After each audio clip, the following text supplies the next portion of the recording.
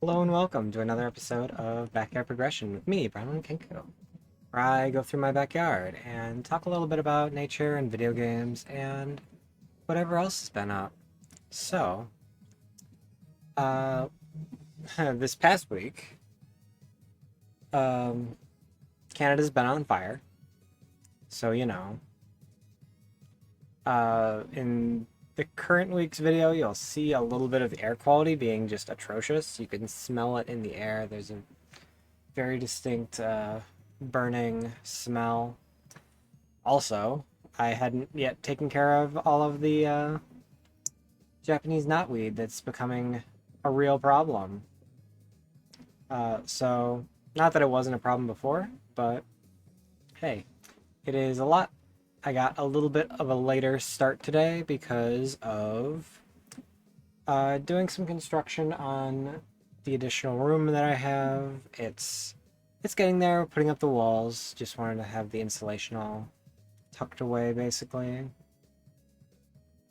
Another key factor from last week is the onions have started to go into bloom, such that their seed pods at the top of the bits are now just starting. So I really intend to harvest a bunch of those this year and bring some forward, make it so that they're much more available so I don't need to walk this far back to go get some chives, as it were. It's uh, it's been good. So if you were in my stream on yesterday, you saw my new kitty. It's really exciting to have that cat in my life again. Really happy about it. She is adjusting well, but it's always going to be a little bit hard.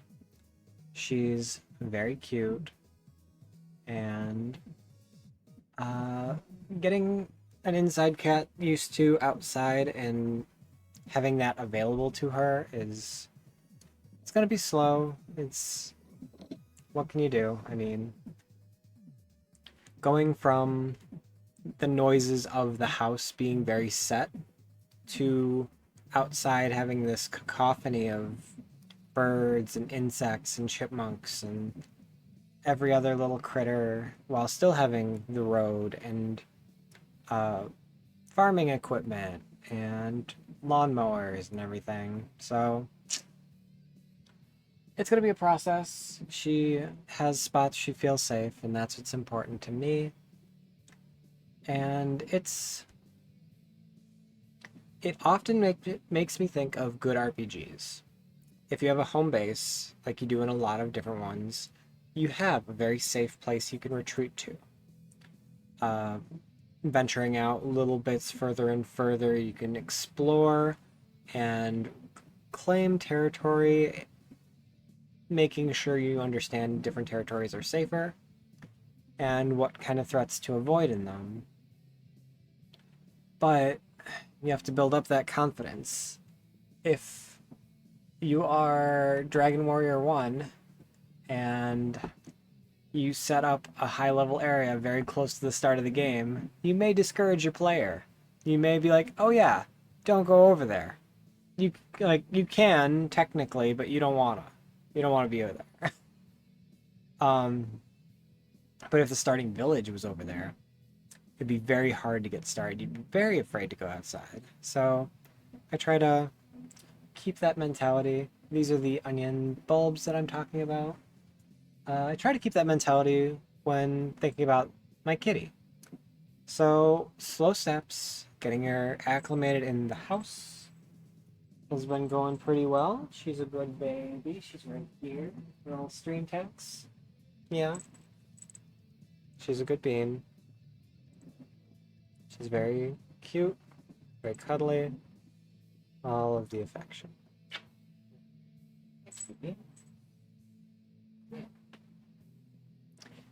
So, that's been very good. I'm very happy with how that's going. Uh, yeah. Everything is very green now. Everything is quite overgrown. I do need to go back there with the hand scythe or some kind of weed whacker to clear up some paths a little bit better. It kind of sucks walking through tall grass. Even though ticks aren't truly an issue yet, they're going to be. We'll see how things play out. It's wild to be in a apocalyptic world.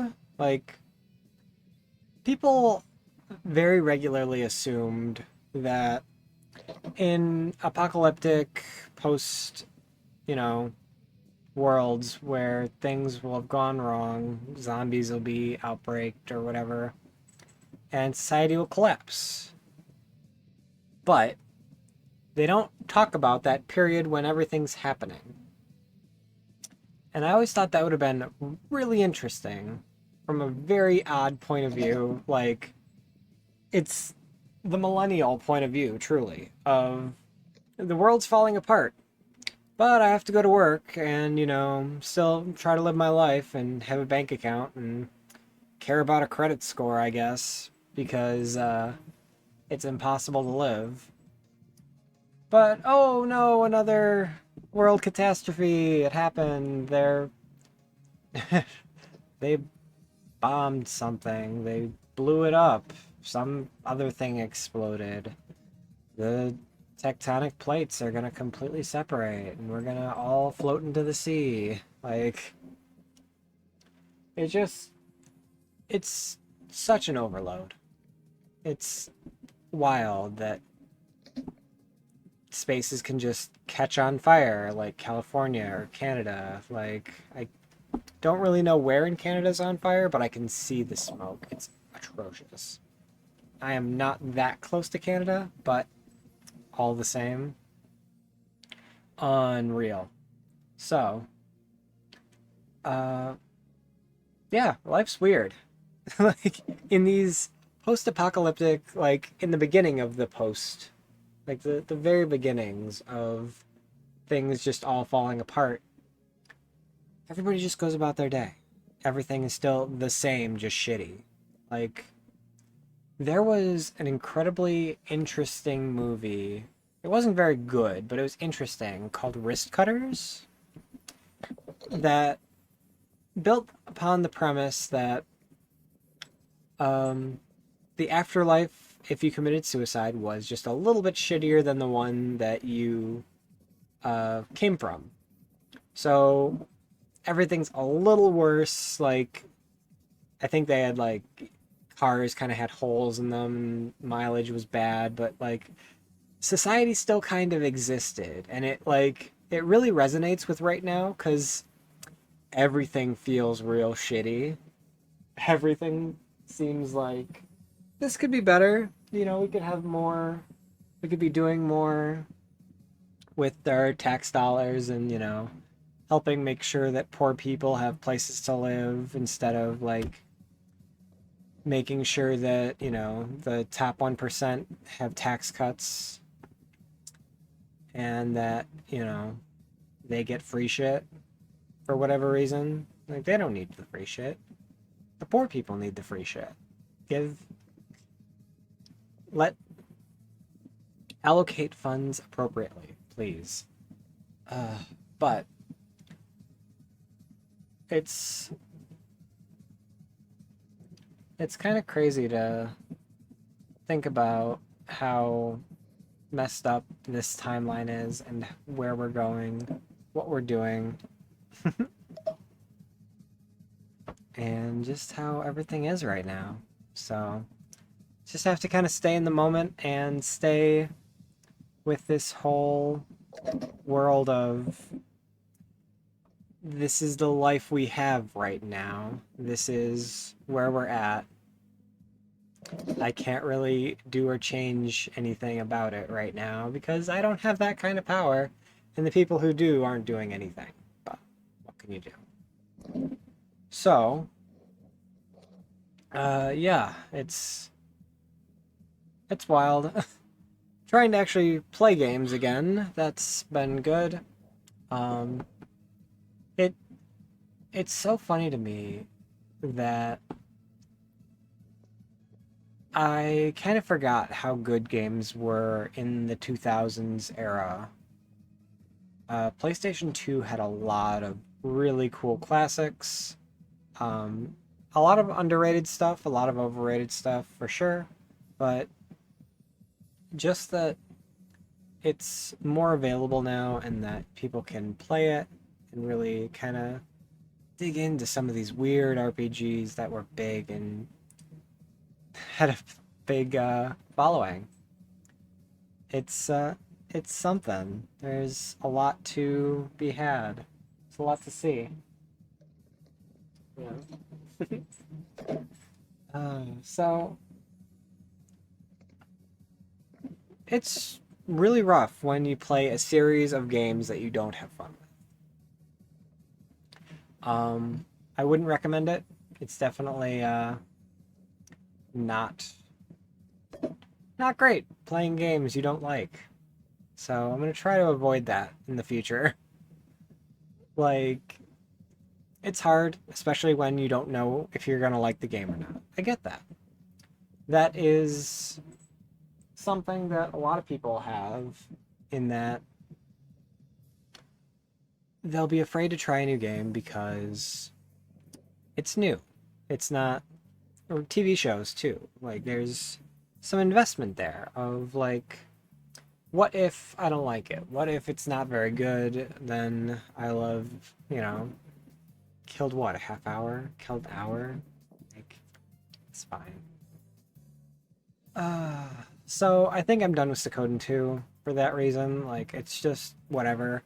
To me, the main character and his sister ran off and abandoned the Liberation Army, and that's done. So, Soul Nomad and the World Eaters is going to replace that on Tuesdays.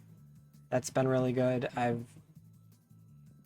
been having a lot of fun. It's got some grinding in it that I'll have to think about and like try to like really cement the rules for what I'm doing in the game, but I think it's going well. I think I've got a pretty good grasp on like a lot of those mechanics. It's hitting an itch for an RPG that I haven't been playing. I have not played a good RPG in years. Like, they're just not that common anymore. Like, you get some of these that are like playing off of other things. You get, unfortunately, Disgaea's last sequel, their Dis 6, was not very good for me because I want to play out the battles. I don't want auto battle to do everything for me. So it sucks, but it's really just where I am. I should actually pick it up and try again and see about making sure that it's just let the auto battle do its thing. It's the mechanic of that uh, specific title. I hope it doesn't progress to the seventh one, but like I can see where it would be useful, but I don't want it to be the main mechanic of the game, you know? Um, idle games are fine. Like, I still play Idle Champions of the Forgotten Realms. That's been really good. They're doing a whole bunch of different stuff, but all in all, it is just an idle game, so you can expect things to just be auto battle.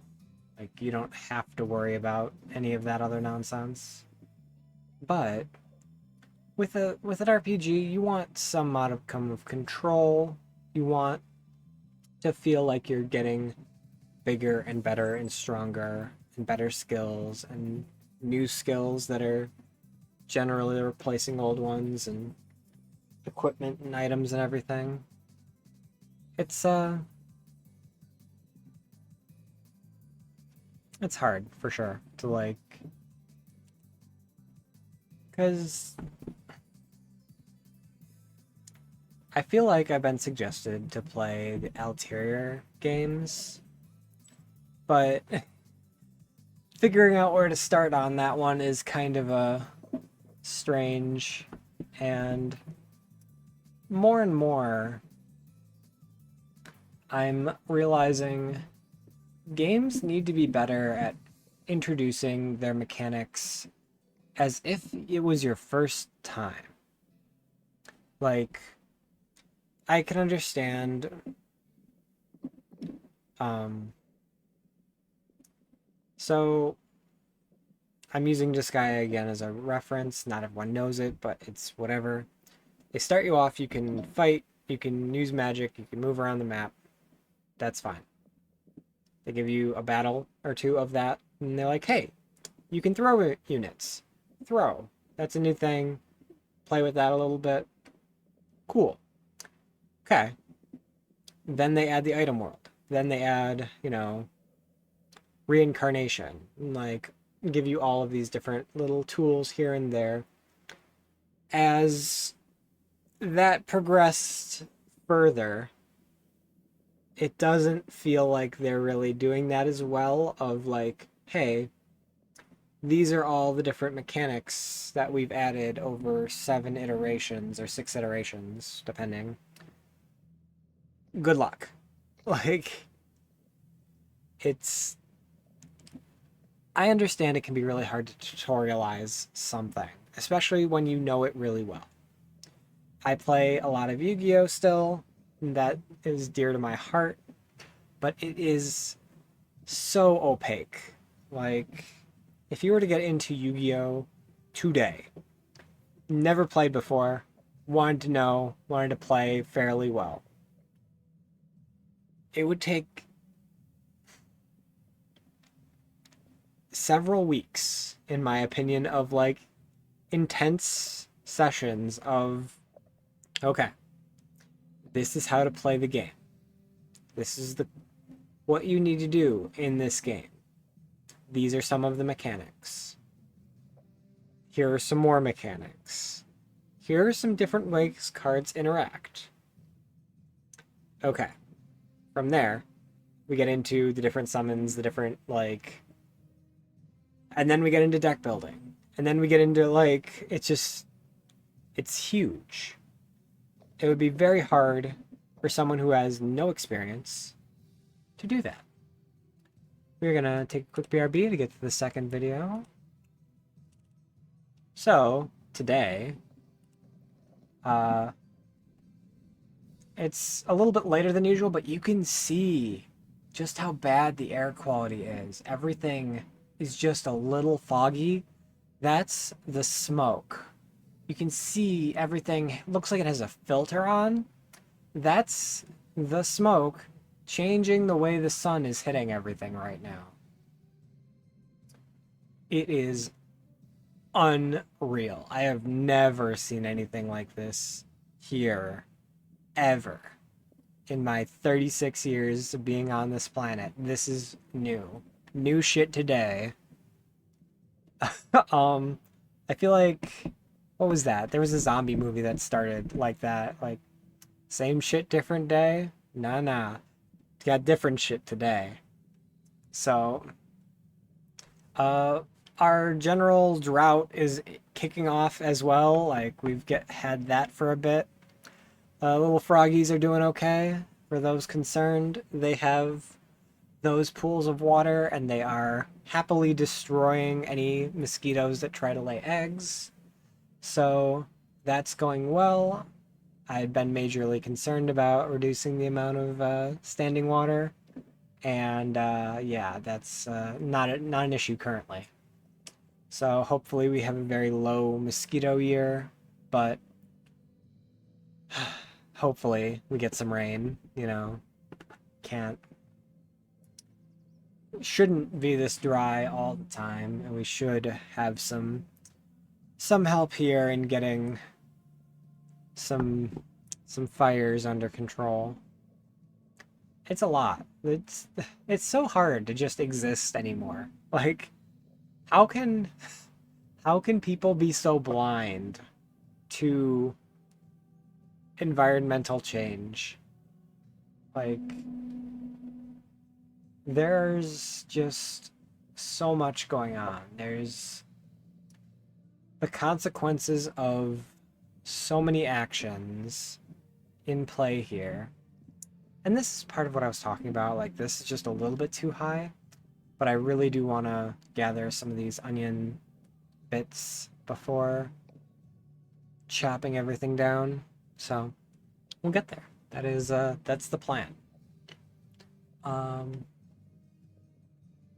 It's so frustrating for someone who can see it so clearly. Like,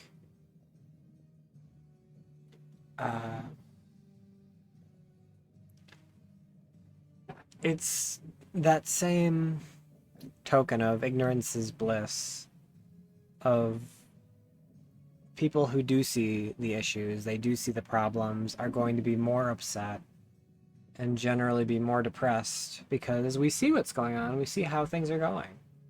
It's not good. It's unreal to be in sepia world. Like, it's not gonna get better. This is as good as it's ever gonna be going forward. We are not getting better than this anymore. There is no fixing it. And we've been saying that since the early 2000s, that global warming's a problem. That, we're wrecking our planet. Captain Planet, do the thing, recycle, don't pollute, do all of the positive stuff. Y'all gonna have some issues. I live on an oxygen farm. These plants are gonna keep me in at least oxygen, if not some form of food and water to some degree. Y'all need to figure your shit out.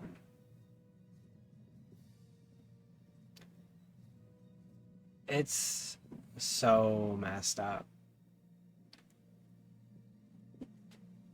I have no concern, for reference, on my wood starting on fire. I do a pretty good job of cleaning up the dead wood. There's very little debris that I would consider a fire risk. It's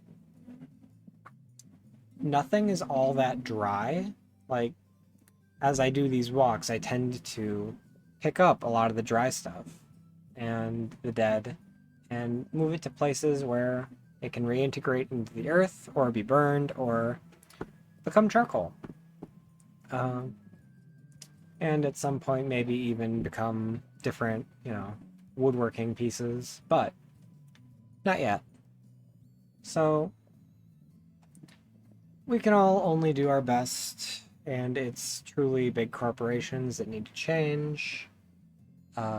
Diablo came out this week, and it's upsetting as hell to see how many people forgot just all the shit going on with Blizzard. Like, they never fixed their shit. They've got a lot of issues. I don't want to misspeak on what they are, but they need to fix some of their things. I believe they had some lawsuits and whatnot, and nothing truly changed after that. So, that is what you're funding with your dollars, spending money on new Diablo. And it's sad, and I get it. Blizzard makes some good games, but you don't have to buy them. Like, yeah, Onion's doing well. All these little buds. Cause yeah, if Blizzard were a better company, I'd probably have bought Diablo. I'd be playing it. I don't know that I'd be streaming it. It seems like kind of a really boring stream game, but it's It is that they have a lot of experience in the action RPG, uh, third-person RPG looter game genre, and they do it really well. So I'm sure at some point it's going to be given away for free or severely discounted. There's going to be plenty of time for DLC to come out, get bundled in. People forget, like, every time a new Borderlands comes out, people are like, oh yeah, I'm gonna buy it, and the DLC, or the season pass or whatever. Because their season passes actually did make a little bit of sense, but all the same, like, that game is gonna be $20 in a couple of years or a year. Like, it's it's hard to justify on that level beyond the philosophical sense of, like, you know, your money is actually going to fund things or defund things. So voting with your dollars is always a little messed up on the low end because you as an individual can't boycott a thing and have that create meaningful change. That's not how it works. If one person recycles, it changes nothing. Like, we need the big corporations to see bigger actions. We need appropriate action from a lot of people, whole communities. We need to have unions and ways that the average person's voice can be heard again, because they've dismantled so much of that in the past 70 years that it's so commonplace to hear the rhetoric of anti uh, anti-union, union busting, like, don't talk about your wage kind of nonsense. Like, there was such a good TikTok on what a 2% raise means to different generations. And, like, the more modern generations, Gen X forward, are very much aware of, like, 2%. Are you fucking kidding me? Like, inflation's 7%. This is a pay cut. What are we doing here? I'm losing money by staying here. You get that, right? You want me to stay, pay me. Just the same amount even. That 7% would at least mean I don't need to be looking for a new place that isn't going to pay me less overtime. It's... I am so full of impotent rage. It's unnerving in so many ways. That just, this is where we are, this is what we have to deal with. These are the parameters of the game. You're going to get fucked in the bad way. And there's nothing you can do about it. Try your best to keep living. We have made it very hard. We have created the Dark Souls of just trying to exist on this planet. Oh, you had a mistake. You made a mistake. You broke something. You got into an accident. You owe all of your money now. You have to start over from scratch. Worse than that, you're in debt. So you can't even start over from scratch. Keep going. Do something else. Try. Oh, all the frogs? There's so much frog activity here. Hold up.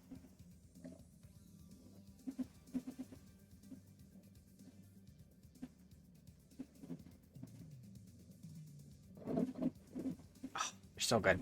Anyway, you have to take those little moments of serotonin, treasure them, just hold on tight, because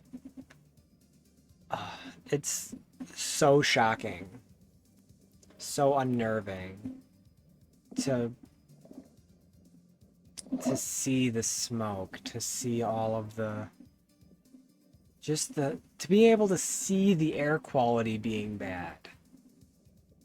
I could never imagine, even in a forested area like this, to just have just ambient smoke in the air.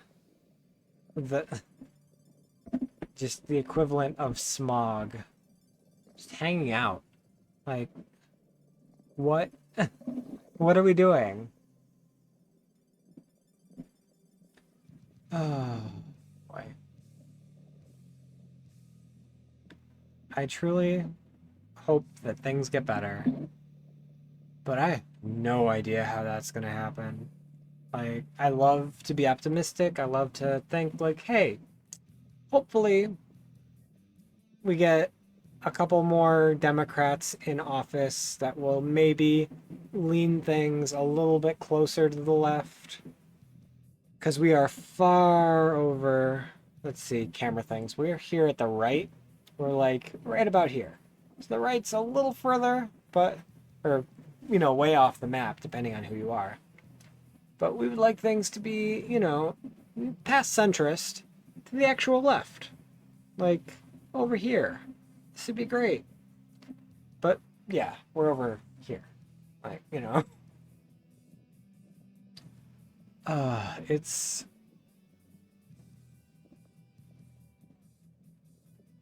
so hard to even understand how people can see those who want to destroy the planet for their own gain. Like, when I was growing up, I realized, like, hey, why do these villains want to destroy the planet? Don't they have to live here too? Like, this seems like an obvious plot hole.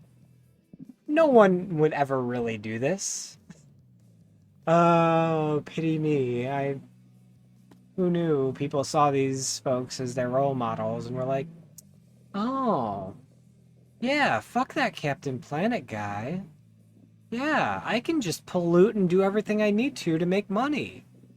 These guys were on to something. Like, for real? Like, you live here too, buddy. Not for much longer. Fuck. And neither do you. Oh, it's so bad. I'm so upset. So here's some more frogs. Get little water sections. Okay, little jumpy boys. Yeah. And finally, last little sets of jumpy boys. So that's all I've got for you for this week. Hopefully next week is a little bit brighter, a little bit better, and hopefully the air is a little bit cleaner. Thank y'all for watching. Sorry about the late startup. It's, what can you do? But remember to like, follow, subscribe. Check me out on Twitch if you're watching on YouTube at twitch.tv/BrownandKenku. Till next time, have a better day.